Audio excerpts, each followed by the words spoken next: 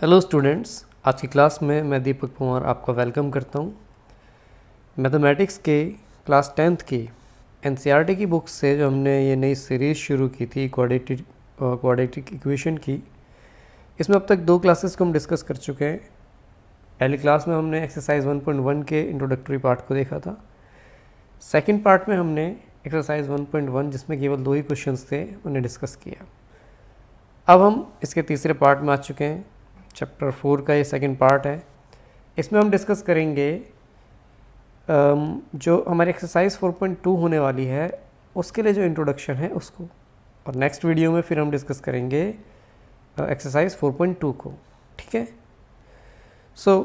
आज का जो हमारा ऑब्जेक्टिव है, हम जो सीखने वाले हैं, that is solution of a quadratic equation by factorisation. देखिए, अगर आपको अपना क्लास 9th का थोड़ा बहुत याद है तो आपने क्लास 9th में फैक्टराइजेशन सीखा था, है ना। क्लास 9th में आपने फैक्टराइजेशन सीखा जब आप पढ़ रहे थे पॉलिनोमियल्स को। पॉलिनोमियल्स को पढ़ते टाइम आपने ये सीखा था कि किस तरह से हम जो डिग्री 2 मतलब 2 डिग्री वाला, जिसकी डिग्री 2 हो, ऐसे पॉलिनोमियल के फैक्टराइजेशन कैसे करते हैं। उसी मेथड को यूज़ करते हुए, सेम वही तरीका यूज़ करते हुए आज हम सॉल्व करने वाले हैं क्वाड्रेटिक इक्वेशंस को। देखिए, आपको याद होगा कि पहले एक्सरसाइज में जो हमने क्वेश्चंस किए थे उसमें हमने ये देखा था कि जो हमें कुछ रियल लाइफ की सिचुएशंस दी गई थी, उन सिचुएशंस को हमें क्या करना था, क्वाड्रेटिक इक्वेशन के फॉर्म में लिखना था। लेकिन केवल इतना ही हमारा टारगेट नहीं होता, हमें उसका सोल्यूशन भी निकालना होता है कि जो अननोन वैल्यू थी वो हम निकाल सकें। आज की क्लास में हम यही डिस्कस करने वाले हैं कि हम सोल्यूशन कैसे निकालेंगे। ठीक है। ये सारी बातें जो हम पढ़ रहे हैं, मतलब जो लिखा हुआ आपके सामने आएगा, ये सब कुछ मैंने एनसीईआरटी की बुक से ही लिया है। ठीक है। बस थोड़ा सा रिप्रेजेंटेशन अच्छा सा कर दिया है एक पीपीटी बना के, अदरवाइज़ लिखा हुआ सब कुछ एनसीईआरटी का ही है। मैं अपनी तरफ से कोई भी बात इसमें आपको बता नहीं रहा हूँ बढ़ा चढ़ा के। जितना एनसीईआरटी में है उतना ही हम पढ़ेंगे, जितना हमारे सिलेबस में है उससे ज़्यादा हम कुछ भी नहीं देखेंगे, ना ही हम कम देखेंगे। चलिए शुरू करते हैं। यहाँ क्या दिया है, consider the quadratic equation 2x² - 3x + 1 = 0। तो अब ये कोई एक क्वाड्रेटिक इक्वेशन दी हुई है ना। इसमें लेफ्ट हैंड साइड हमें दिया हुआ है 2x² - 3x + 1, और राइट हैंड साइड में क्या है, 0 है। If we replace x by 1 on the left hand side of this equation, we get अब देखिए इक्वेशन क्या है हमारे पास, इक्वेशन है 2x² - 3x + 1। वो कह रहा है कि अगर हम x को 1 से रिप्लेस करते हैं ना, इफ़ रिप्लेस x by 1, यहाँ दिया हुआ है इस हिस्से में अगर आप देखें, लेकिन हम रिप्लेस कर क्यों रहे हैं, इस बात को समझना ज़्यादा ज़रूरी है। देखिए, लेफ्ट हैंड साइड में जो ये हमें x दिया हुआ है, ये जो x दिया हुआ है, x क्या है आपका, एक वेरिएबल है।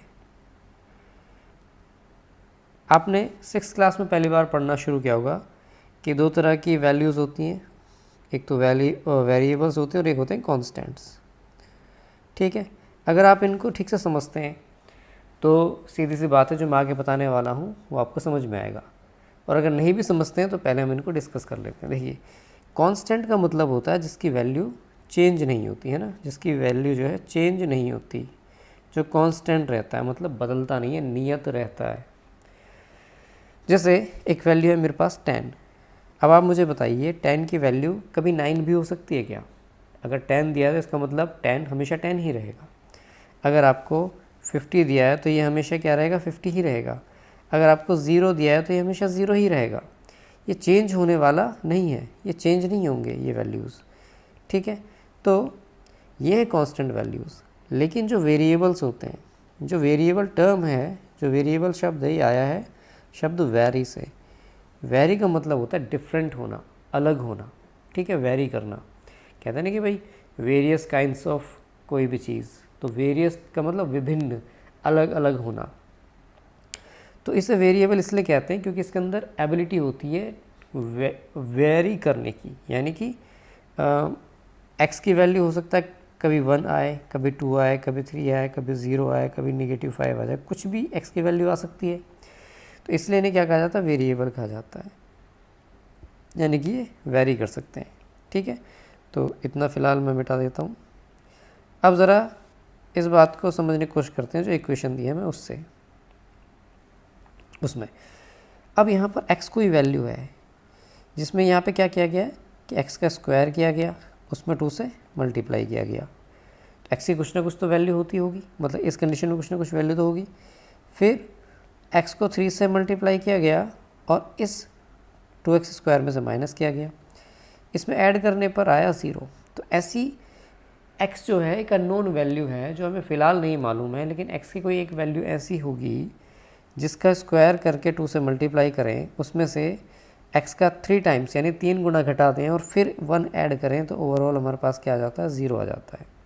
इसका यही मतलब है कि नहीं है? तो अगर हम ये जानना चाहते हैं कि x का सोल्यूशन क्या है, तो इसका मतलब हम ये जानना चाहते हैं कि x की वो वैल्यू क्या है, किस वैल्यू के लिए ये जो लेफ़्ट हैंड साइड है हमारी वो राइट हैंड साइड यानी 0 के इक्वल होगी। इसका यही मतलब है। ओके, तो जब हम कहते हैं कि solution of a quadratic equation, तो इसका मतलब यही है कि x की वैल्यूज़ निकालना है ना। सोल्यूशन जो है इसका मतलब क्या है, इसका मतलब है वैल्यू, या यूँ कह लो वैल्यूज़ ऑफ x। अब यहाँ पर x है, हो सकता है कि किसी इक्वेशन में आपको x के अलावा कोई और वेरिएबल दिया हो, लेकिन ओवरऑल कुल मिलाकर होना क्या है कि वैल्यू जो होंगी उस वेरिएबल की होगी। यहाँ पर x की है, कोई और भी हो सकता है। तो सॉल्यूशन उसी को कहते हैं। इसी सॉल्यूशन को हम रूट्स भी कहते हैं।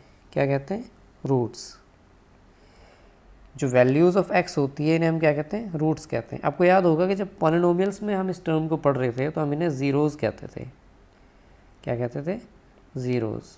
ठीक है, कि उसके ज़ीरोज़ निकालो, ज़ीरो की वैल्यू। तो अगर मैं पॉलिनोमियल में कहता हूँ कि जो ज़ीरोज़ हैं, यानी अगर मैं केवल polynomial 2x square minus 3x plus 1 यहाँ तक की बात करूँ, तो ये पॉलिनोमियल है। इस इक्वल के साइन की वजह से, ये जो इक्वल का साइन है इसकी वजह से तो क्या हुआ है कि ये क्या बन गया है, इक्वेशन बन गया है। तो इस पॉलिनोमियल के चाहे आप ज़ीरोज़ निकाल लो या पूरे इक्वेशन के आप रूट्स निकाल लो, दोनों कैसे होंगे? सेम होंगे। ठीक है, तो इसे फ़िलहाल मैं मिटा देता हूँ राइट हैंड साइड में जो है। ठीक है, अब बात करते हैं। तो वो कह रहा है कि अगर मैं इस x को 1 से रिप्लेस कर दूँ, यहाँ पे हमें दिया हुआ है, आप यहाँ ध्यान से देखिए जहाँ मैं येलो कलर से करूँगा, कि x को अगर मैं 1 से रिप्लेस कर दूँ तो क्या होगा। देखो, x की जगह क्या है 1, x की जगह क्या है 1 प्लस 1, और मैं सिर्फ लेफ्ट हैंड साइड ले रहा हूँ क्योंकि मैं लेफ्ट हैंड साइड में ही वैल्यू रख रहा हूँ।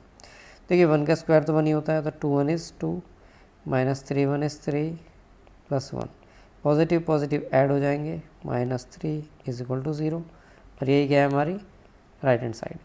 अब हुआ क्या है कि यानी कि मुझे ये पता चल गया कि x इज़ इक्वल टू 1 वो वैल्यू है, या x की वैल्यू एक 1 भी ऐसी होगी जिसके लिए left hand side right hand side के इक्वल होगी। Left hand side right hand side के क्या होगी? इक्वल होगी। तो उसको मैं ये भी कह सकता हूँ कि जो x इज़ इक्वल टू 1 है, इसने क्या किया है, इसने सेटिस्फाई किया है, it satisfies equation what 2x square minus 3x plus 1 is equal to 0। यानी कि ये वैल्यू जो है इस इक्वेशन को सेटिस्फाई कर रही है। सेटिस्फाई करने का मतलब क्या है कि अगर किसी वैल्यू को लेफ्ट हैंड साइड में रखने पर उसकी वैल्यू राइट हैंड साइड के इक्वल आ जाती है। अब हो सकता है कि ऐसा हो कि लेफ्ट हैंड साइड में भी x की वैल्यूज़ हों और राइट हैंड साइड में भी x की वैल्यूज़ हों, तो दोनों साइड रखो, मतलब जहाँ जहाँ x है वहाँ पर अगर कोई वैल्यू हमें दी गई है x की और वो वैल्यू रखने पर लेफ्ट हैंड साइड और राइट हैंड साइड बराबर आ जाती हैं, इक्वल आ जाती हैं, तो हम क्या कहते हैं कि उस वैल्यू ने क्या किया है, उस इक्वेशन को सेटिस्फाई कर दिया है। ठीक है, यहाँ तक समझ में आया? यहाँ तक आई होप कि समझ में आप लोगों को आ गया होगा कि इस सब का क्या मतलब था। तो अब वो क्या कह रहा है, बुक के अकॉर्डिंग देख लेते हैं। तो वी गेट व्हाट, ज़ीरो। तो RHS ऑफ द इक्वेशन मतलब ज़ीरो क्या है, RHS ऑफ द इक्वेशन है। We say that 1 is a root of equation, quadratic equation this. तो अब जो ये वैल्यू आई है ये दरअसल क्या है, इसका सोल्यूशन भी है। क्या है इसका, सोल्यूशन भी है और रूट भी है। तो सोल्यूशन और रूट दोनों कह सकते हैं इसे। This also means that 1 is a zero of the quadratic equation. ठीक है, और क्वाड्रेटिक पॉलिनोमियल, सॉरी दिस। तो ये इस पॉलिनोमियल का ज़ीरो हुआ और इस इक्वेशन का क्या हुआ, रूट हुआ। ठीक है, यहाँ तक बात समझ में आई होगी। चलिए आगे चलते हैं। In general a real number is called a root of the quadratic equation ax square plus bx plus c is equal to 0 where a is not equal to 0 if ये कोई वैल्यू अल्फ़ा है। देखिए मैंने इसे blue colour से लिया है ताकि अलग दिखाई दे, क्योंकि कुछ लोग हो सकता है कि भाई ए और अल्फ़ा में कंफ्यूज हो जाते हैं कि सेम ही है। तो a into alpha square plus b alpha plus c is equal to 0। तो अल्फ़ा क्या है, x की कोई वैल्यू है। देखो लेफ्ट हैंड साइड में जहाँ पर x था वहाँ पर हमने क्या ले लिया, अल्फ़ा ले लिया। जहाँ पर x था वहाँ पर हमने अल्फ़ा ले लिया। तो we also say that x is equal to 1 is a solution of the quadratic equation, sorry x is equal to alpha। तो जिस तरह से हमने देखा था कि x is equal to 1 जो आया था, ये इसको हमने सोल्यूशन भी कहा था, है ना। हमने क्या कहा था, ये सोल्यूशन भी है और साथ साथ ये क्या है, ये सेटिस्फाई करता है क्वाड्रेटिक इक्वेशन को भी। Note that the zeros of the quadratic polynomial and roots of the quadratic equation are the same. तो ये बात मैं आपको बता चुका हूँ कि अगर पॉलिनोमियल हो तो उसके ज़ीरोज़ जो होंगे और अगर क्वाड्रेटिक इक्वेशन हो तो जो उसके रूट्स होंगे वो क्या होते हैं, सेम ही होते हैं। ठीक है, चलिए। और आप याद कीजिए कि हम ज़ीरोज़ निकाला कैसे करते थे, भाई पॉलिनोमियल के इक्वल में ज़ीरो ही रख लेते थे, तो उसे कुल मिलाकर हम क्या है, क्वाड्रेटिक इक्वेशन ही बना देते थे। तो कुल मिलाकर सेम ही है, बस बातों को कहने का तरीका अलग है। तो you have observed in chapter 2 that a quadratic polynomial can have at most 2 zeros। अब देखिए हमारे पास क्वाड्रेटिक इक्वेशन जो है ये क्वाड्रेटिक पॉलिनोमियल, अगर पॉलिनोमियल की बात करूँ तो इस फॉर्म का होता है। ठीक है, ये क्या है, एक आपका क्वाड्रेटिक पॉलिनोमियल है, क्वाड्रेटिक पॉलिनोमियल है।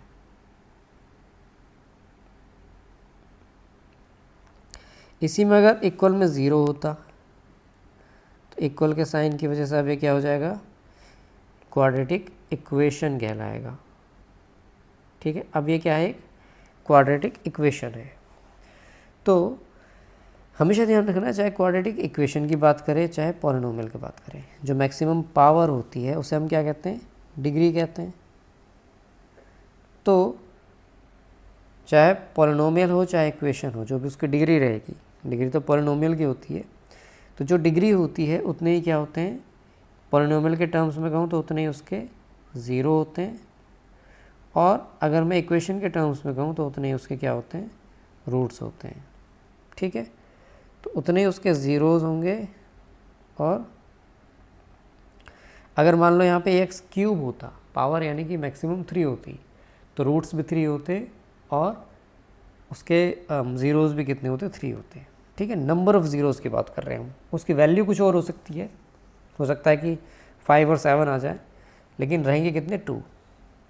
सो any quadratic equation can have at most 2 roots. तो किसी भी क्वाड्रेटिक इक्वेशन के सबसे ज़्यादा कितने हो सकते हैं, 2 रूट्स हो सकते हैं। हो सकता है कि उसका एक ही रूट हो, ऐसा तब हो सकता है कि उसके जब दोनों ही रूट क्या हो, 1 हो।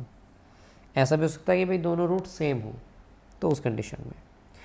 You have learned in class 9th how to factorize quadratic polynomials by splitting their middle terms.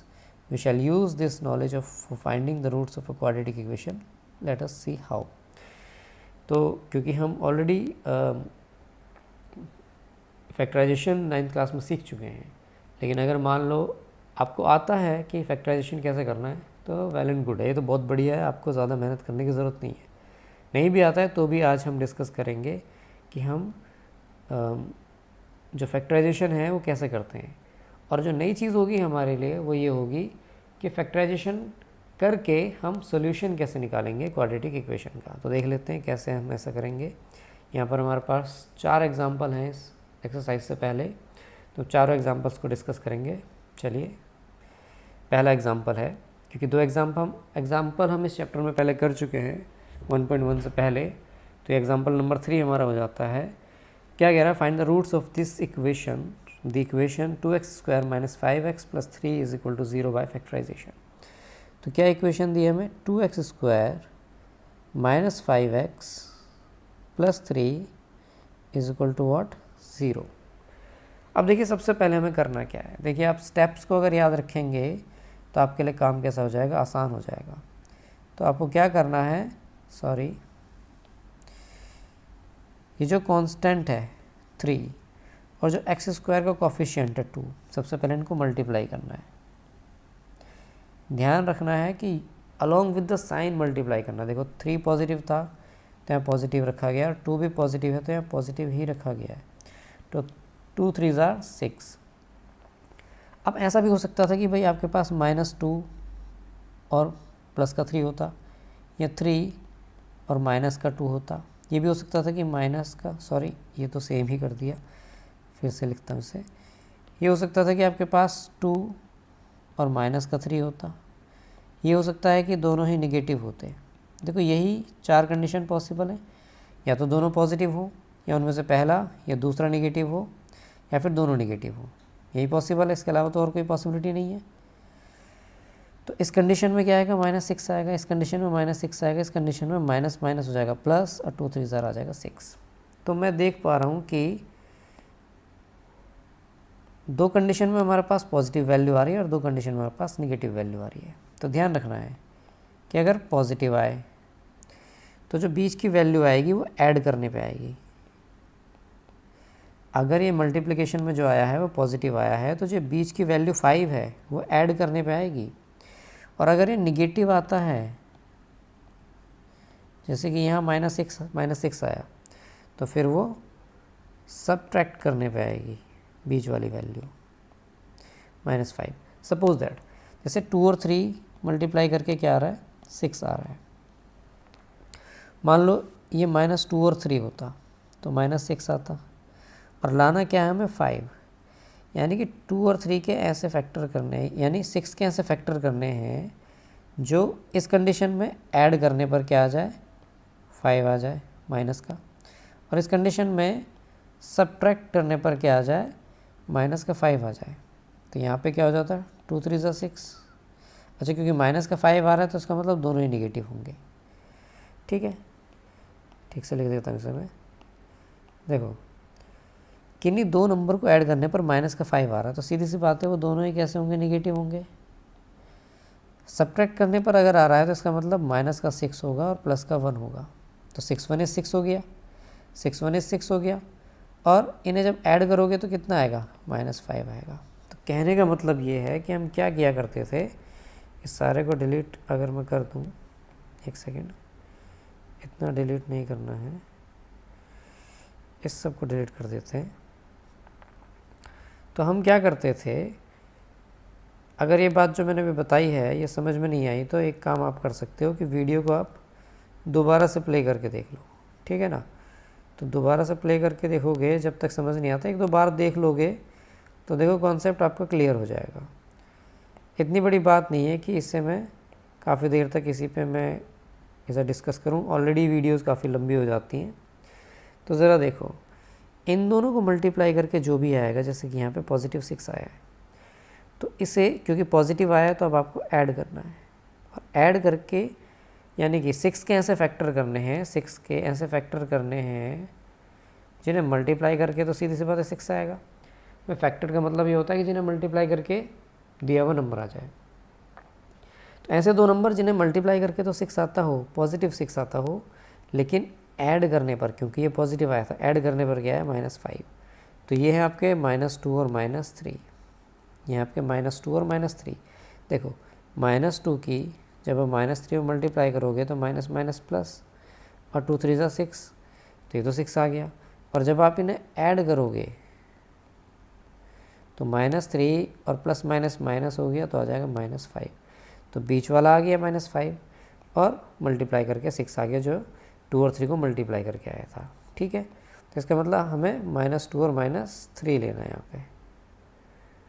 ओहो, मिटाने की जगह मैंने और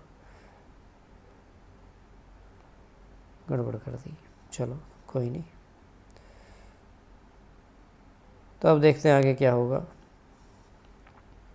तो यानी कि -5 को अब लिखेंगे आप 2 + 3 x + 3 = 0। तो 2 3 6 होते हैं और 2 और 3 5 होते हैं। माइनस के अंदर मल्टीप्लाई करो, x की भी करेंगे, तो ये आ गए हमारे इतने। इन दोनों में 2x कॉमन है तो बच गया आपका x - 1। इन दोनों में -3 कॉमन है, सॉरी, तो बच गया आपका x - 1। यहाँ पर इन दोनों में x - 1 कॉमन है तो आपका बच जाएगा, सॉरी, x - 1 कॉमन लेना था, तो x - 1 कॉमन लिया, तो जब ये कॉमन ले ले तो यहाँ बच गया 2x और यहाँ ये कॉमन ले ले तो यहाँ बच गया -3। अब ज़रा देखो, यहाँ पे ये कोई नंबर है और ये कोई नंबर है और इनको मल्टीप्लाई करके 0 आ रहा है, तो ये ऑब्वियस सी बात है कि किन्हीं दो नंबर को, मान लो 2 में किससे मल्टीप्लाई करूँगी 0 आ जाए, 0 से। तो अगर किन्हीं दो संख्याओं को मल्टीप्लाई करके 0 आ रहा है तो इसमें ऑब्वियस सी बात है कि उनमें से कोई एक नंबर 0 होगा। लेकिन यहाँ पर हमें मालूम नहीं कि इन दोनों में से कौन सा 0 होगा, तो हम दोनों को ही 0 मान लेते हैं। तो लेट नहीं लिखेंगे, if x - 1 = 0, x = what, minus का 1, जब राइट साइड में जाएगा तो प्लस का 1 हो जाएगा। और इफ़ 2x - 3 = 0, तो 2x कितना हो जाएगा भाई, -3 राइट हैंड साइड में जाएगा तो पॉजिटिव हो जाएगा, और जब x मल्टीप्लाई का राइट हैंड साइड में जाएगा तो अपॉन में आ जाएगा। तो x की मेरे पास 2 वैल्यू आती हैं, यहाँ से आती है 1 और यहाँ इस जगह से आती है दूसरे कंडीशन से आती है 3/2। तो अब x के 2 सोल्यूशन हुए, मतलब इस इक्वेशन के 2 सोल्यूशन हुए, एक तो x = 1 और एक x = 3/2। तो यानी कि अगर आप इस इक्वेशन के लेफ्ट हैंड साइड में 1 और 3/2 दोनों में से कोई भी वैल्यू रखेंगे, तो एक बार और ध्यान रखनी है कि अगर 1 रख रहे हैं तो दोनों जगह 1 रखो, और 3/2 रख रहे हो तो दोनों जगह 3/2 रखो। तो दोनों ही कंडीशन में क्या हो जाएगा, हमारे पास राइट हैंड साइड के बराबर वैल्यू आ जाएगी, यानी कि लेफ्ट हैंड साइड 0 हो जाएगी। चलिए नेक्स्ट क्वेश्चन को देखते हैं।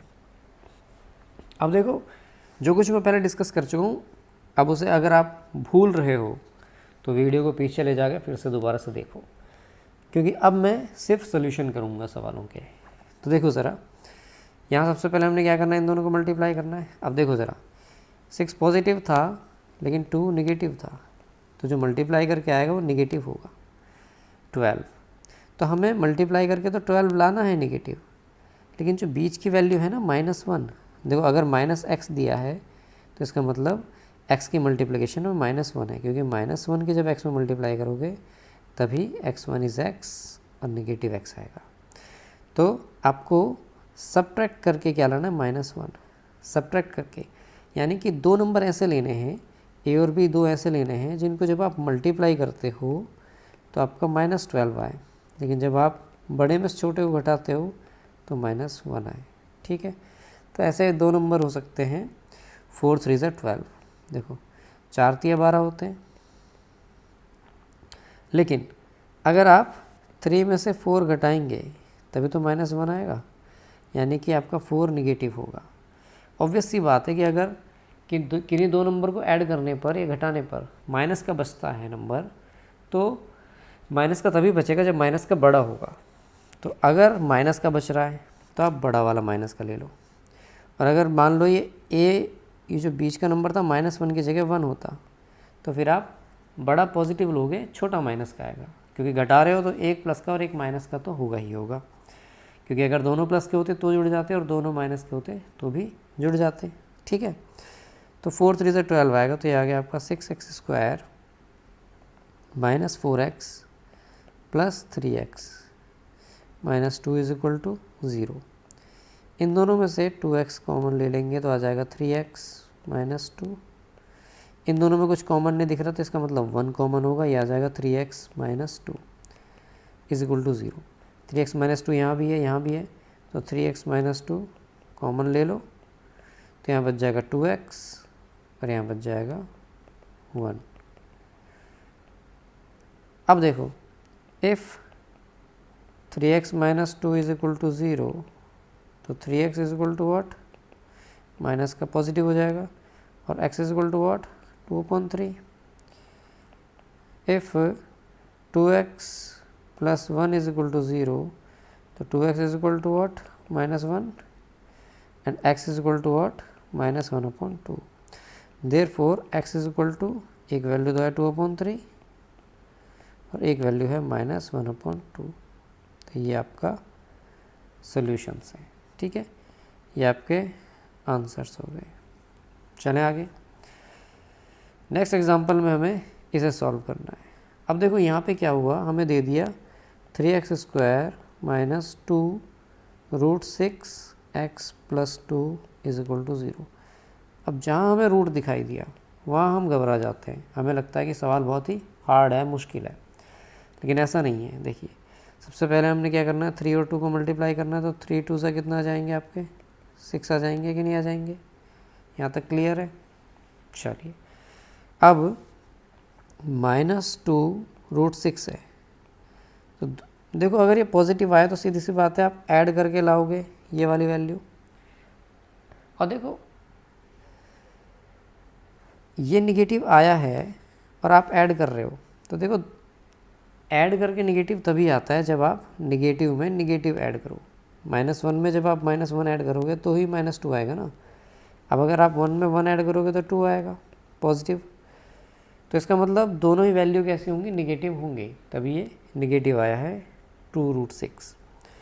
तो ये हो जाएगा आपका 1√6 और 1√6। देखो √6 की जब √6 में मल्टीप्लाई करोगे तो ये हो जाएगा √6 मल्टीप्लाइड बाय 6, पेयर बन गया तो बाहर आ जाएगा।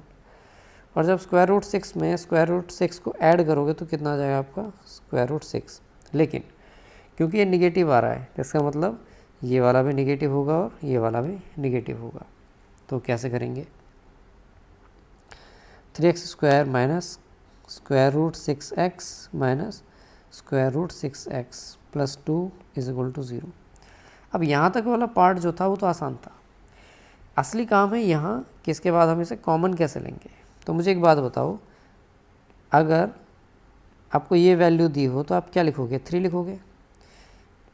√3 मल्टीप्लाइड बाय √3 या स्क्वायर रूट के अंदर 3 मल्टीप्लाइड बाय 3 होगा तो वैल्यू कितनी आएगी, 3, पेयर बन के ही आ जाता है। तो इसका मतलब 3 को मैं ऐसे भी लिख सकता हूँ, और इस वैल्यू को मैं कैसे लिख सकता हूँ, √3 मल्टीप्लाइड बाय √3। तो अगर इस तरह से कोई कंडीशन आ जाए कि एक में स्क्वायर रूट दिया हुआ है और एक में नहीं दिया हुआ, तो आप फिर जो नंबर स्क्वायर रूट में नहीं दिया आप उसे स्क्वायर रूट में इस तरह से लिख सकते हैं। अच्छा, √6 को आप कैसे लिख सकते हो, इसे लिख सकते हो आप √2 मल्टीप्लाइड बाय √3, ठीक है।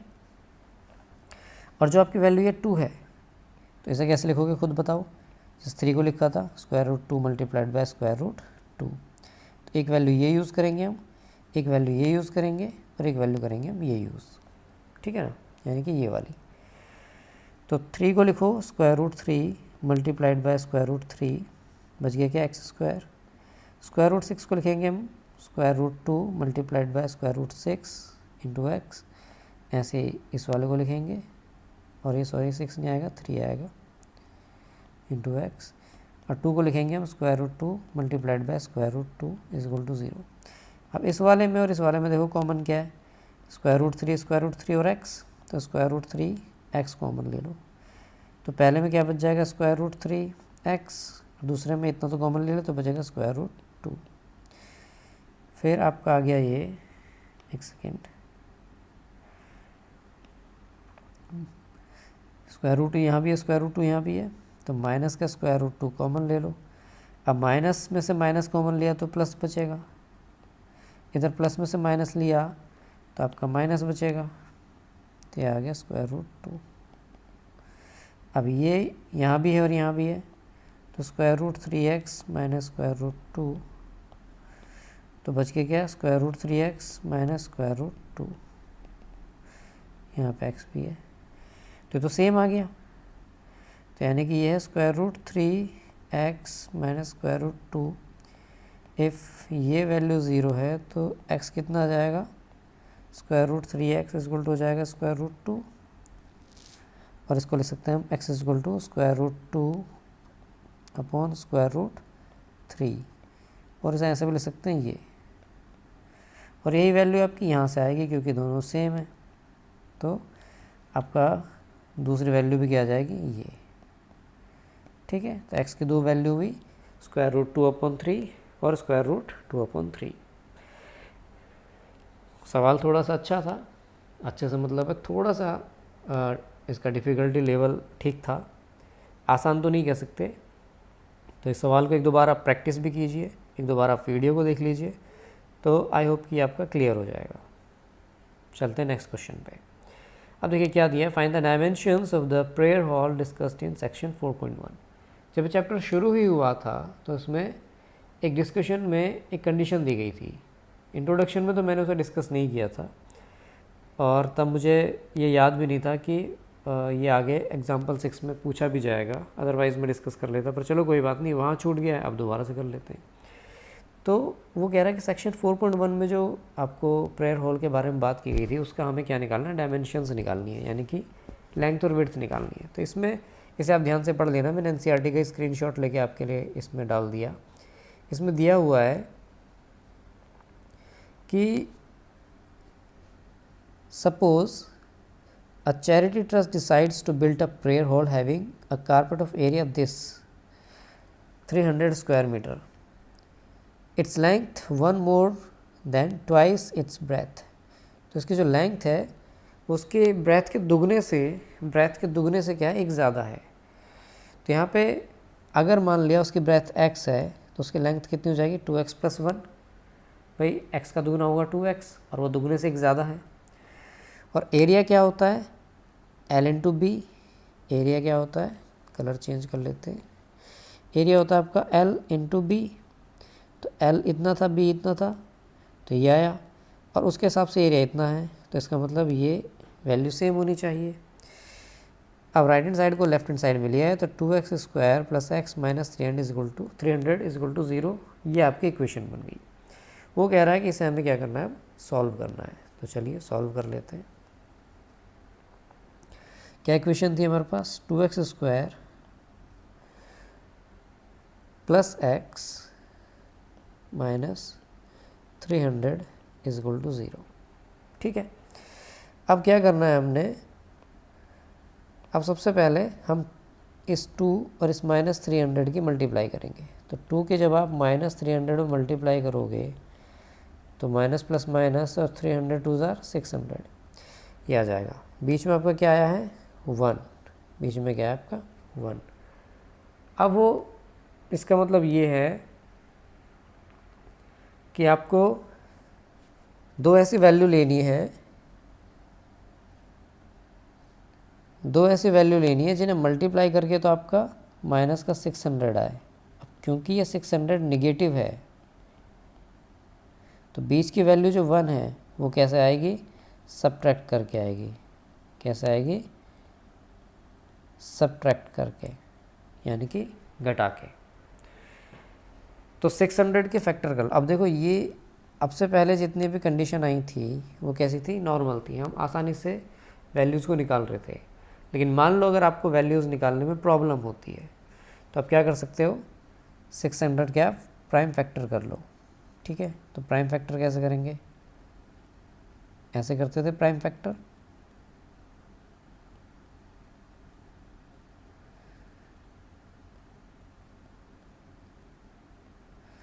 ठीक है,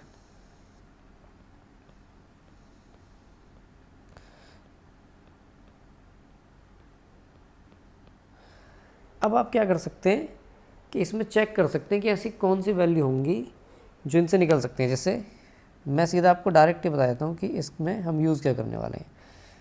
2 2 4 3 4 2 8 और 8 3 24, 24 की आप इसमें मल्टी करो, 5 5 25। तो जब आप 24 की 25 में मल्टीप्लाई करोगे तो आपका आएगा 600, और जब आप इन्हें सब्ट्रैक्ट करोगे तो आपका 1 आएगा। लेकिन सब्ट्रैक्ट कब करोगे, जब ये बड़ा होगा, यानी कि ये माइनस का हो। तो यानी कि देखो सब्ट्रैक्ट करके अगर पॉजिटिव बच रहा है तो इसका मतलब पॉजिटिव बड़ा है, तो बड़ा तो 25 है, तो यानी कि निगेटिव होगा 24।